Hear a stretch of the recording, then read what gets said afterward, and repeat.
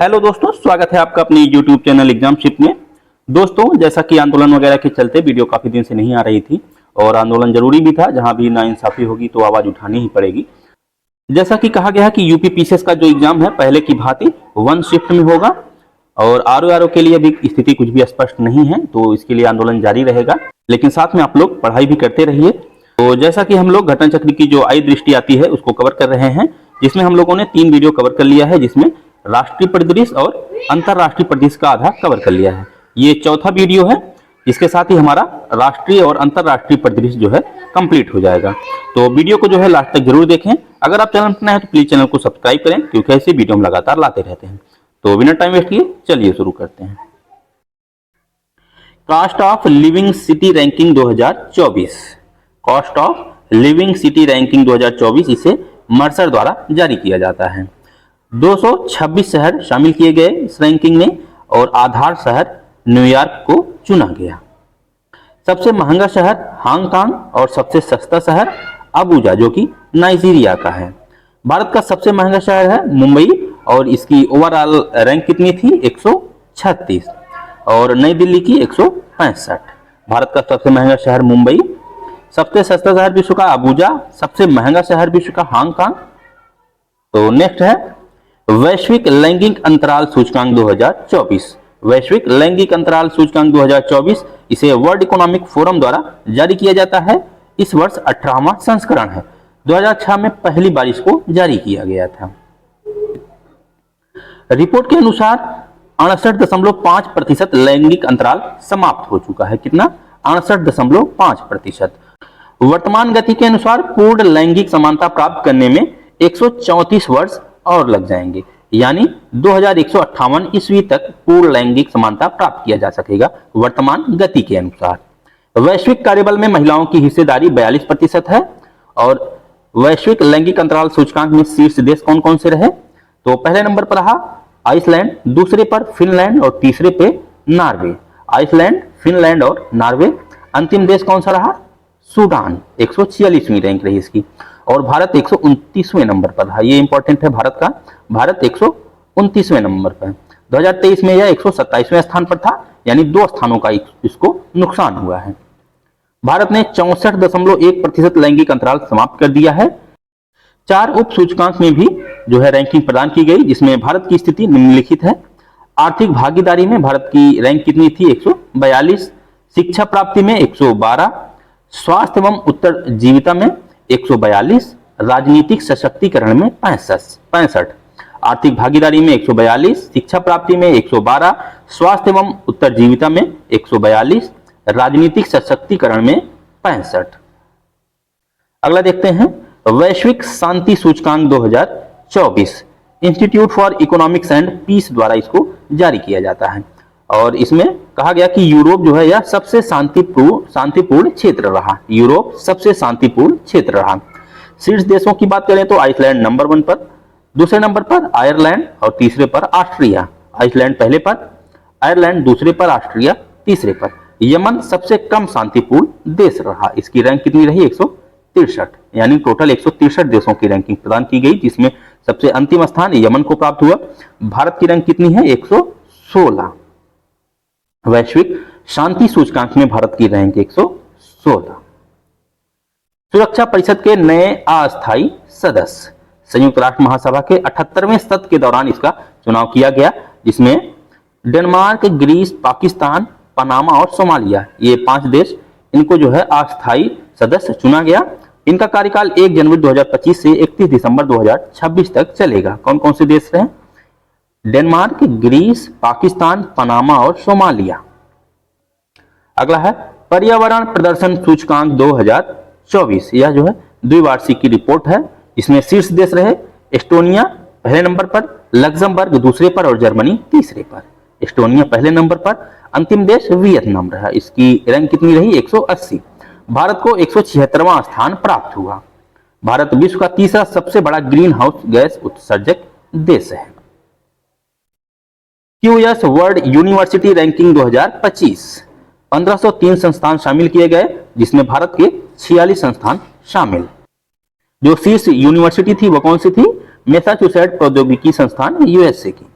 IIT Bombay को 118वां स्थान, IIT Delhi को 150वां और IISc बेंगलुरु को 211वां स्थान प्राप्त हुआ।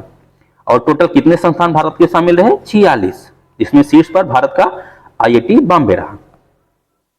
यात्रा एवं पर्यटन विकास सूचकांक 2024 वर्ल्ड इकोनॉमिक फोरम द्वारा जारी यात्रा एवं पर्यटन विकास सूचकांक 2024 शीर्ष देश कौन कौन से रहे? USA, स्पेन और जापान। अंतिम देश माली। भारत की रैंक याद रखिएगा, यही इंपॉर्टेंट है इसमें। तो भारत की रैंक है 39 यानी 39। निम्न मध्यम आय वाली अर्थव्यवस्थाओं में भारत जो है शीर्ष पर रहा। ओवरऑल रैंक कितनी रही इसकी? 39। 3 भारतीय साहित्य कृतियां MOWCAP क्षेत्रीय रजिस्टर में शामिल। MOWCAP यानी memory of the world committee for Asia and Pacific. Memory of the world committee for Asia and Pacific बैठक का आयोजन कहां पर किया गया? उलान बटोर, मंगोलिया में। इस बैठक के दौरान 20 नई कृतियां जो है MOW में शामिल की गई जिसमें भारत की 3 कृतियां हैं, रामचरितमानस, पंचतंत्र और सहृदय लोक लोचन। मोस्ट इंपॉर्टेंट है ये। कौन कौन सी हैं? रामचरितमानस, पंचतंत्र और सहृदय लोक लोचन। रामचरितमानस के बारे में देखते हैं। यह जो है तुलसीदास द्वारा रचित 16वीं शताब्दी में अवधी भाषा में लिखी गई है। पंचतंत्र विष्णु शर्मा द्वारा रचित है, 5 भागों में इसका संकलन किया गया है। सहृदय लोक लोचन की बात करें तो आचार्य आनंद वर्धन द्वारा रचित 9वीं से 10वीं शताब्दी की इस पुस्तक में काव्य, नाट्य शास्त्र और नाट्य अंतर्दृष्टि से संबंधित पाठ एवं चर्चाएं हैं। अगला है विश्व प्रेस स्वतंत्रता सूचकांक 2024। रिपोर्टर्स विदाउट बॉर्डर्स द्वारा इसको जारी किया जाता है। इस वर्ष 22वां संस्करण था। प्रेस की स्वतंत्रता के संदर्भ में सबसे खराब स्थिति मध्य पूर्व उत्तरी अफ्रीका क्षेत्र की रही। और विश्व प्रेस स्वतंत्रता सूचकांक 2024 में शीर्ष देश की बात करें तो नॉर्वे पहले स्थान पर, डेनमार्क दूसरे पर, स्वीडन तीसरे पर। नॉर्वे पहले पर, डेनमार्क दूसरे पर और स्वीडन तीसरे पर। किसकी बात हो रही है? विश्व प्रेस स्वतंत्रता सूचकांक की। अंतिम देश इरिट्रिया रहा, इसको 180वां स्थान जो है प्राप्त हुआ। भारत की रैंक 159 रही। भारत जो है 159वें स्थान पर रहा। 3 मई को विश्व प्रेस स्वतंत्रता दिवस मनाया जाता है। इस वर्ष की थीम थी a press for the planet, journalism in the face of environmental crisis. Times Higher Education Asia विश्वविद्यालय रैंकिंग 2024। एशिया की बात हो रही, इसमें जापान के सर्वाधिक 119 विश्वविद्यालय शामिल रहे। भारत 91 विश्वविद्यालय के साथ दूसरे स्थान पर रहा। और शीर्ष विश्वविद्यालय की बात करें तो सिंहुआ विश्वविद्यालय जो कि चीन का है पहले स्थान पर रहा। पेकिंग विश्वविद्यालय ये भी चीन का है दूसरे स्थान पर रहा। भारत का शीर्ष विश्वविद्यालय IISc बेंगलुरु, जिसकी समग्र रैंकिंग रही 32। विश्व प्रसन्नता रिपोर्ट 2024 UNSDSN द्वारा कुछ अन्य संस्थानों की साझेदारी में इसको जारी किया जाता है। विश्व प्रसन्नता रिपोर्ट 2024 सबसे देश कौन कौन से रहे? फिनलैंड पहले स्थान पर लगातार 7वीं बार, डेनमार्क दूसरे पर, आइसलैंड तीसरे पर। विश्व प्रसन्नता रिपोर्ट में फिनलैंड पहले पर, डेनमार्क दूसरे पर और आइसलैंड तीसरे पर। और सबसे दुखी देश अफगानिस्तान। भारत की रैंक 126। 2023 में भी भारत की रैंक कितनी थी? 126, यानी कोई परिवर्तन नहीं हुआ। बच्चों और 30 वर्ष से कम आयु की सूची में लिथुआनिया सबसे प्रसन्न देश है। बच्चों और 30 वर्ष से कम आयु की सूची में लिथुआनिया सबसे प्रसन्न देश। 60 वर्ष प्लस आयु के व्यक्तियों में डेनमार्क सबसे प्रसन्न देश रहा। 60 वर्ष से अधिक की आयु वाले व्यक्तियों में डेनमार्क पहले पर, बच्चों और 30 वर्ष से कम आयु की सूची में लिथुआनिया शीर्ष देश रहा। विश्व प्रसन्नता शिखर सम्मेलन लंदन में आयोजित किया गया। विश्व प्रसन्नता शिखर सम्मेलन कहां पर आयोजित किया गया? लंदन में। अंतरराष्ट्रीय शस्त्र हस्तांतरण प्रवृत्तियां 2023 शिप्री द्वारा इसको जारी किया गया। 2019 से 2023 के दौरान शीर्ष 5 निर्यातक देश कौन कौन से रहे? अमेरिका, जिसने कुल विश्व का 42% जो है शस्त्र निर्यात किया। अमेरिका पहले पर, फ्रांस दूसरे पर, रूस तीसरे पर, चीन चौथे पर, जर्मनी 5वें पर। ये 5 देश मिलाकर टोटल 75% हथियारों के निर्यातक देश रहे। शीर्ष आयातक देश की बात करें तो भारत पहले स्थान पर रहा 9.8% के साथ, सऊदी अरब दूसरे स्थान पर और कतर तीसरे स्थान पर। भारत पहले स्थान पर। और 2019 से 23 के दौरान भारत को शीर्ष शस्त्र आपूर्तिकर्ता देश कौन कौन से रहे? रूस सबसे ज्यादा 36%, फिर फ्रांस 35%, उसके बाद तीसरे नंबर पर रहा अमेरिका 13%। 2019 से 2023 के दौरान रूस जो है पहले नंबर पर भारत को शीर्ष शस्त्र आपूर्तिकर्ता देश रहा। अंकोर वाट विश्व का 8वां अजूबा। अंकोर वाट मंदिर कहां पर स्थित है? कंबोडिया में। इसने इटली के प्रसिद्ध शहर पोम्पोई को पीछे छोड़कर यह खिताब हासिल किया। अंकोर वाट मंदिर का निर्माण 12वीं शताब्दी में खमेर साम्राज्य के राजा सूर्यवर्मन द्वितीय द्वारा कराया गया था। किसके द्वारा? खमेर साम्राज्य के राजा सूर्यवर्मन द्वितीय द्वारा। अंकोर वाट के नाम विश्व के सबसे बड़े धार्मिक संरचना का गिनीज वर्ल्ड रिकॉर्ड भी दर्ज है और इसको जो है 8वां अजूबा भी घोषित किया गया। स्वीडन नाटो का 32वां सदस्य बना। 32वां सदस्य कौन सा रहा? स्वीडन। नाटो का मुख्यालय कहां पर है? ब्रुसेल्स, बेल्जियम में। नेक्स्ट है याओंडे घोषणा पत्र। याओंडे घोषणा पत्र किससे संबंधित है? इस तरह के क्वेश्चन पूछ सकता है। तो मलेरिया के खिलाफ जो है रोकथाम हेतु यह घोषणा पत्र है, याओंडे घोषणा पत्र। 11 अफ्रीकी देशों के स्वास्थ्य मंत्रियों द्वारा मलेरिया के कारण होने वाली मृत्यु में कमी लाने हेतु याओंडे कैमरून में घोषणा पत्र हस्ताक्षरित किया गया। याओंडे कहां पर स्थित है? कैमरून में। इस घोषणा पत्र की थीम थी no one shall die from malaria. No one shall die from malaria.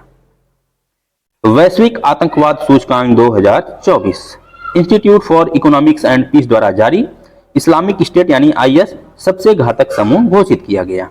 आतंकवाद से प्रभावित शीर्ष देश कौन कौन से रहे? बुर्किना फासो पहले नंबर पर, दूसरे पर इजराइल और तीसरे पर माली। बुर्किना फासो पहले पर, इजराइल दूसरे पर, तीसरे पर माली। भारत का स्थान कितना रहा? 14वां स्थान भारत को प्राप्त हुआ। अगला है पोखरा, नेपाल की पर्यटन राजधानी। पोखरा को विभिन्न झीलों का घर भी कहा जाता है, जिसमें फेवा झील, बेगनास झील और रूपा झील शामिल। आर्थिक स्वतंत्रता सूचकांक 2024 इसे द हेरिटेज फाउंडेशन द्वारा जारी किया गया। शीर्ष देश रहे सिंगापुर और स्विट्जरलैंड तथा आयरलैंड। भारत की रैंक 126वीं रही। भारत सहित 62 देशों को प्राय गैर स्वतंत्र श्रेणी में रखा गया। अंतरराष्ट्रीय बौद्धिक संपदा सूचकांक 2024। अंतरराष्ट्रीय बौद्धिक संपदा सूचकांक 2024 ये इंपॉर्टेंट है। इसे यूएस चैम्बर ऑफ कॉमर्स से संबद्ध ग्लोबल इनोवेशन पॉलिसी सेंटर द्वारा जारी किया गया। शीर्ष देश यूएसए रहा। इसमें कुल 55 देश शामिल रहे और पहला स्थान किसको प्राप्त हुआ? यूएसए को। भारत की रैंक कितनी रही? 42। भारत की रैंक 42। भ्रष्टाचार बोध सूचकांक 2023 ट्रांसपेरेंसी इंटरनेशनल द्वारा 1995 से इसको जारी किया जा रहा है। सबसे कम भ्रष्टाचार वाले देश रहे डेनमार्क पहले नंबर पर और दूसरे पर फिनलैंड, तीसरे पर न्यूजीलैंड। सर्वाधिक भ्रष्टाचार वाला देश सोमालिया। भारत की रैंक कितनी रही? 93। भारत 93। गरबा मानव की एक अमूर्त सांस्कृतिक विरासत। अमूर्त सांस्कृतिक विरासत के संरक्षण हेतु यूनेस्को की अंतर सरकारी समिति की 18वीं बैठक कासाने बोत्सवाना में संपन्न। कहां पर बैठक आयोजित की गई? कासाने बोत्सवाना में संपन्न की गई। इस दौरान कुल 51 नए अमूर्त सांस्कृतिक विरासत शामिल की गई, जिसमें इस वर्ष जो है गुजरात के गरबा को मानवता की अमूर्त सांस्कृतिक विरासत में शामिल किया गया। गरबा जो है भारत की 15वीं अमूर्त सांस्कृतिक विरासत है जो यूनेस्को में शामिल हुई। कौन सी? 15वीं। गरबा नवरात्रि के अवसर पर मनाया जाता है। भारत की अमूर्त विरासतें रामलीला, वैदिक मंत्रोच्चार की परंपरा, कुट्टियम, रम्मन, मुडियट्टू, कालबेलिया, छऊ नृत्य, लद्दाख का बौद्ध मंत्रोच्चार, संकीर्तन, पंजाब के ठठेरों द्वारा बर्तन शिल्प, योग, इसे जो है 2016 में शामिल किया गया। नौरोज, कुंभ मेला, कोलकाता का दुर्गा पूजा 2021 में शामिल किया गया इसको।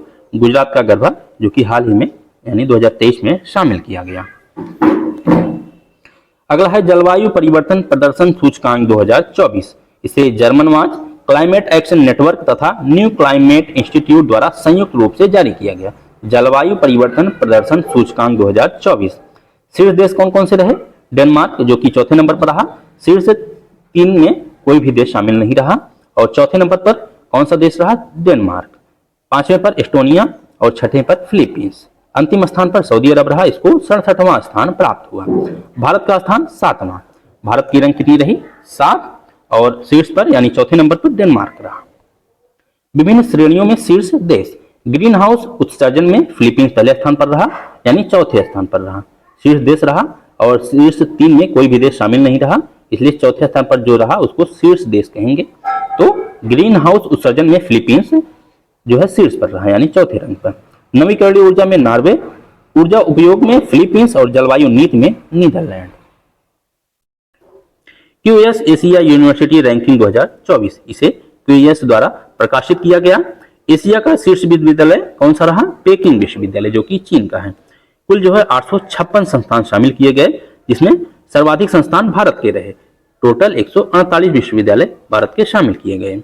आईआईटी बॉम्बे भारत का शीर्ष संस्थान रहा। ओवरऑल रैंक इसकी कितनी रही? 40।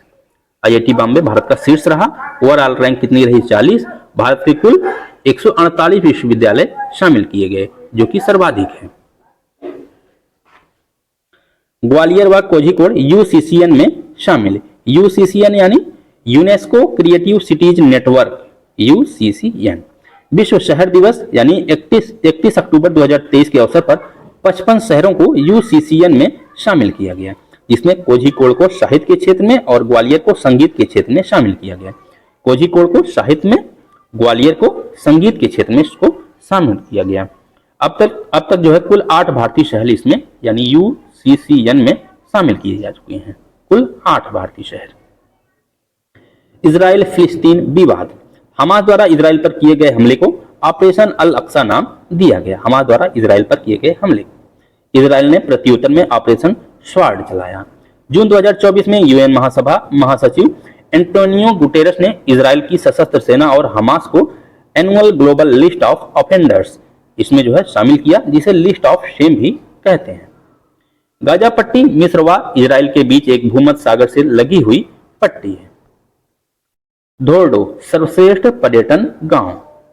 यूएनडब्ल्यूटीओ की महासभा का 25वां सत्र 16 से 20 अक्टूबर 2023 के मध्य समरकंद उज्बेकिस्तान में आयोजित किया गया।